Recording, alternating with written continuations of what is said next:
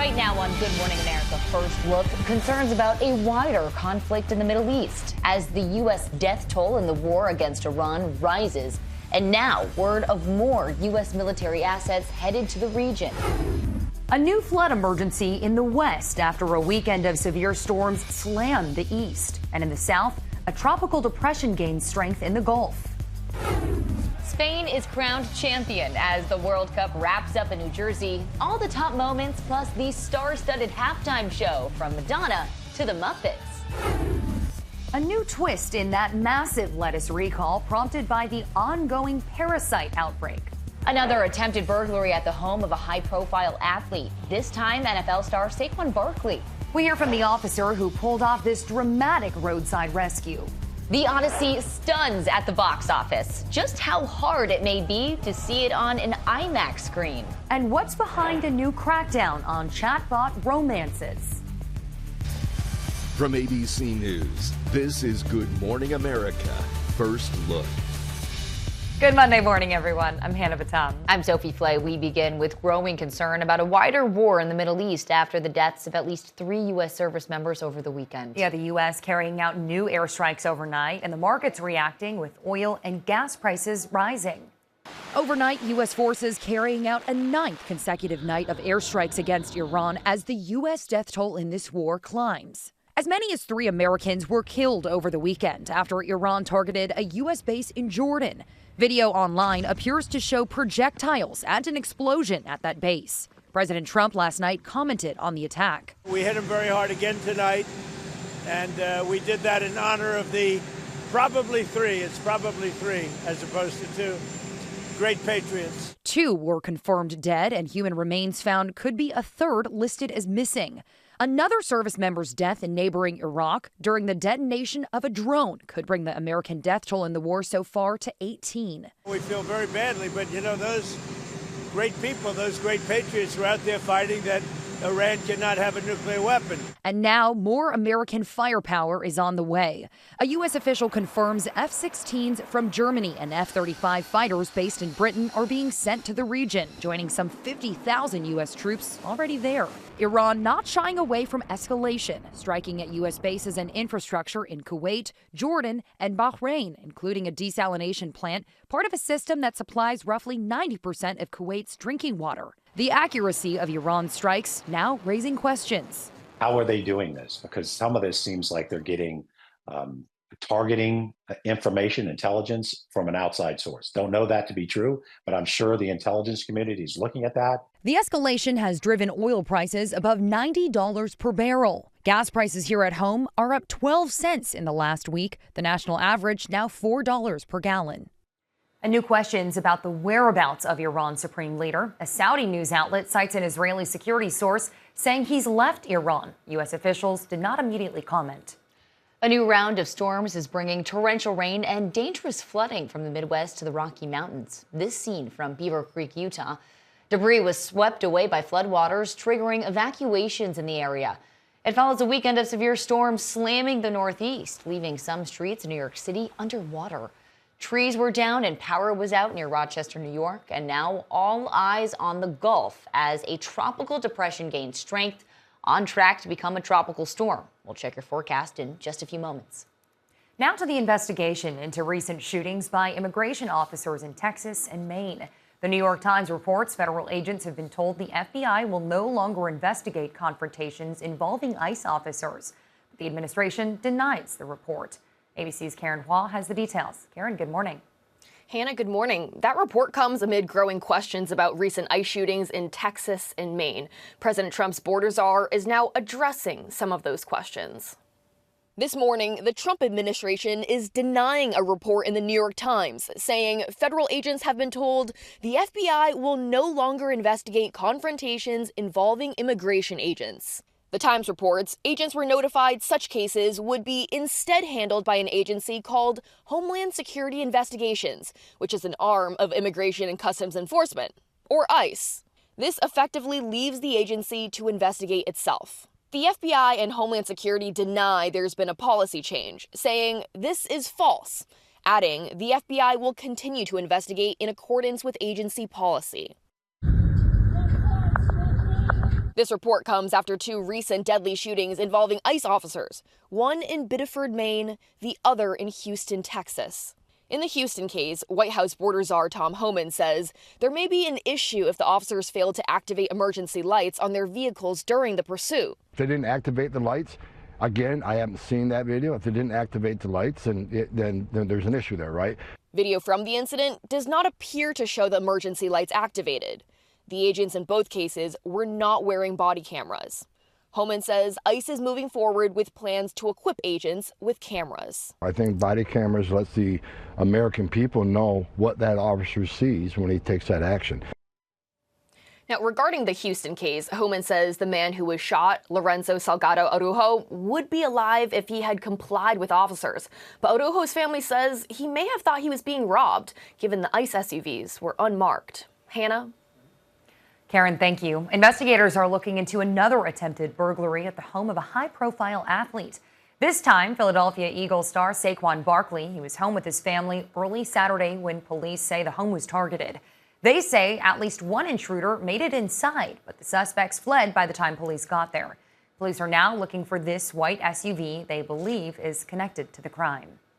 It's not every day you get 1.5 billion people watching the same thing, but that was the expected audience for the World Cup finale. From the players to the pop stars at halftime, nearly everyone has an opinion on how it went. It all came down to one goal. Williams battling, knocks it down, it's free, it's a goal! Spain scoring the only time they would need to beat Argentina in extra time. Martinez is down. For nearly the whole game, Spain felt in control, taking 12 shots on goal, while Argentina made history with 0 shots on goal. The fate of the game seemed almost decided when Argentina's Enzo Fernandez was sent off after this foul. Then, just seconds into the second half of extra time, Spain's moment finally came. It's a goal! It's Ferran Torres!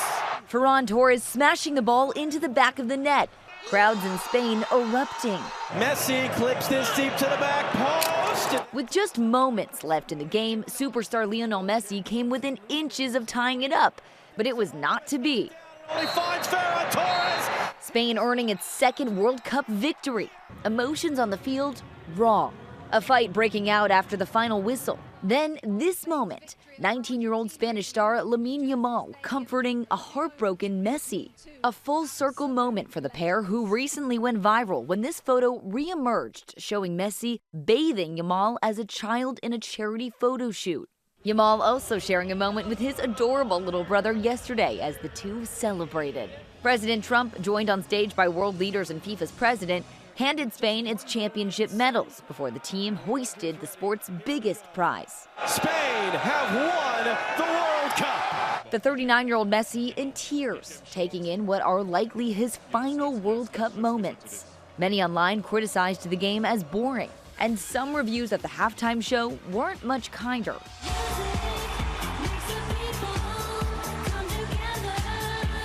The show star-studded with Madonna, Shakira, Chris Martin, and even the Muppets performing. All right, young man, let's go. It's your big shot. Jason Sudeikis appeared in character as Ted Lasso, introducing Justin Bieber. Some calling the mix of performances and appearances bizarre and disjointed. Before the game, Tom Cruise took center field to give a speech. Let us celebrate each other. This is football. This is unity. And this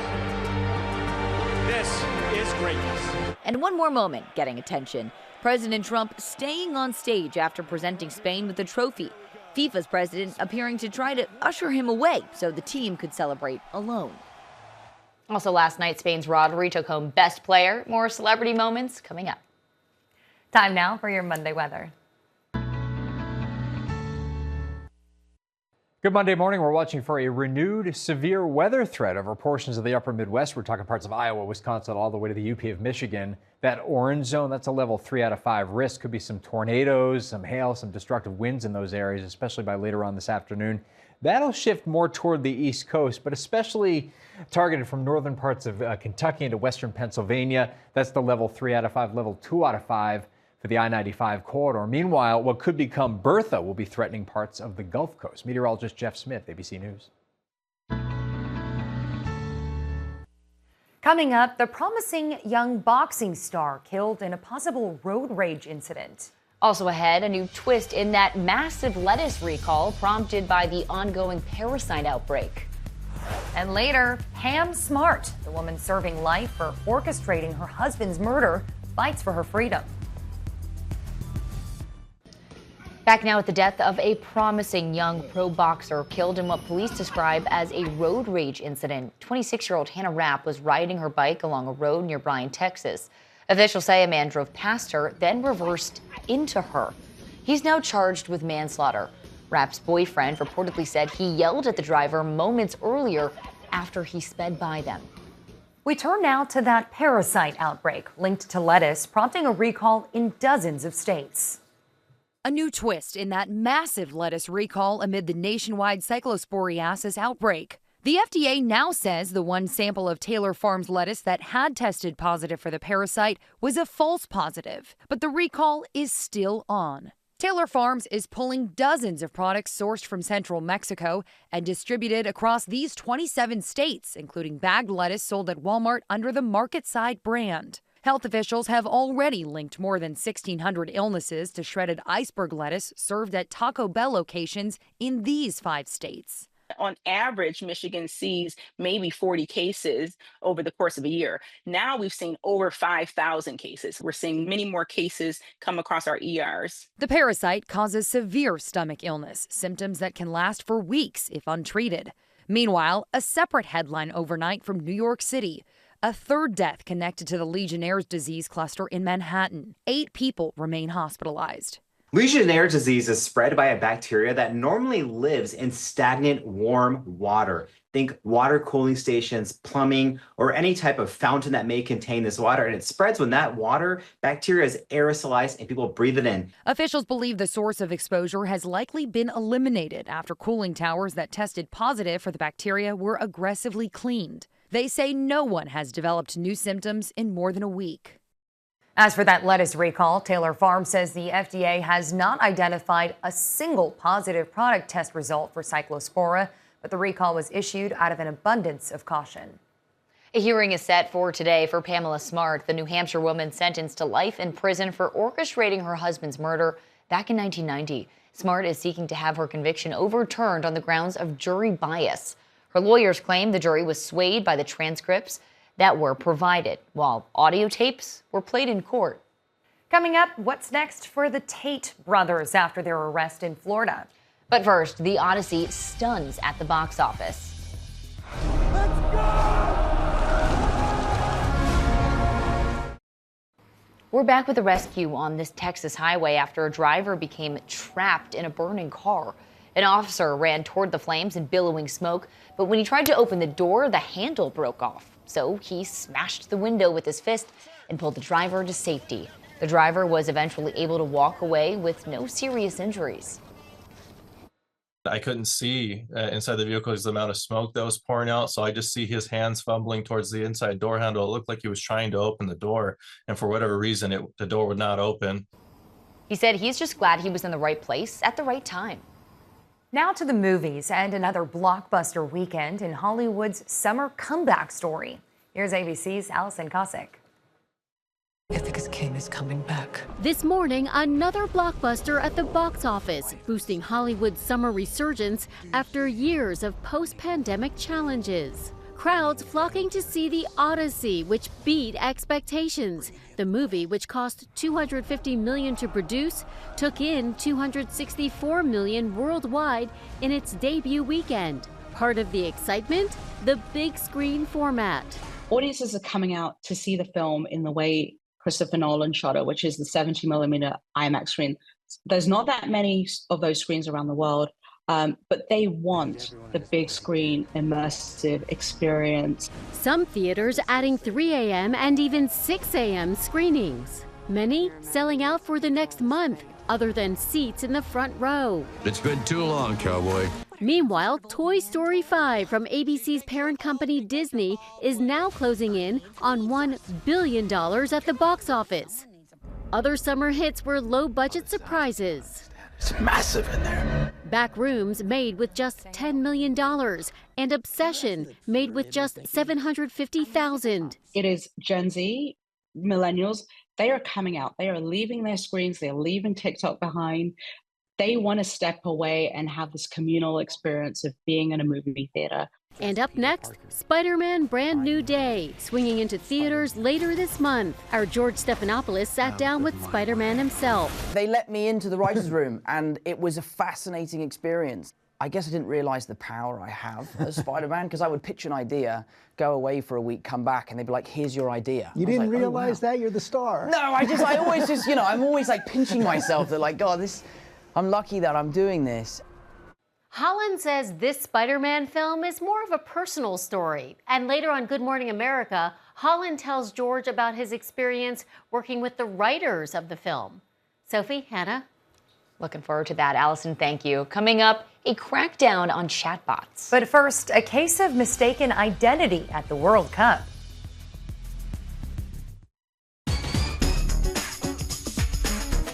Time to check the pulse. We begin with celebrities at the World Cup. The big game was packed with them, but the broadcast booth had a little trouble recognizing them. Take a look. Brad Pitt also among the fans here. Oh, it's Matt Damon. That's Matt Damon. We have a lot of glare in our monitors, too. Apologize to both. One fan joking, Damon has the #1 movie at the box office and still mistaken for Brad Pitt. It didn't end there. When cameras found Pharrell Williams in the crowd, a commentator called him AKA Rocky before correcting himself to ASAP Rocky, but wrong on both counts. Next, China is cracking down on artificial intelligence companions for minors, saying they could hurt China's already slumping birth rate. Teens across that country are now being forced to break up with their AI boyfriends or girlfriends.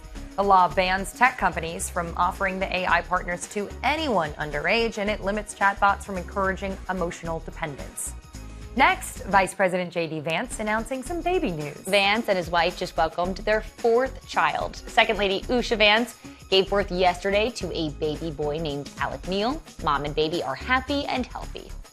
And finally, 2 pranksters tried to sneak into a screening of The Odyssey without buying tickets. Yeah, so they did it by hiding inside a miniature model of the Trojan horse that appears in the film. But their attempt failed miserably when the horse tipped over and revealed the 2 men hiding inside. Top headlines next.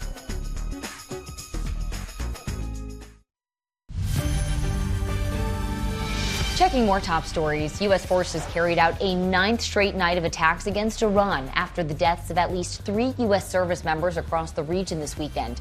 And now, U.S. fighter jets based in the U.K. and Germany are being sent to the Middle East. 10 people were critically injured after a mass shooting in downtown Tucson, Arizona. Authorities say it began during a confrontation between 2 groups.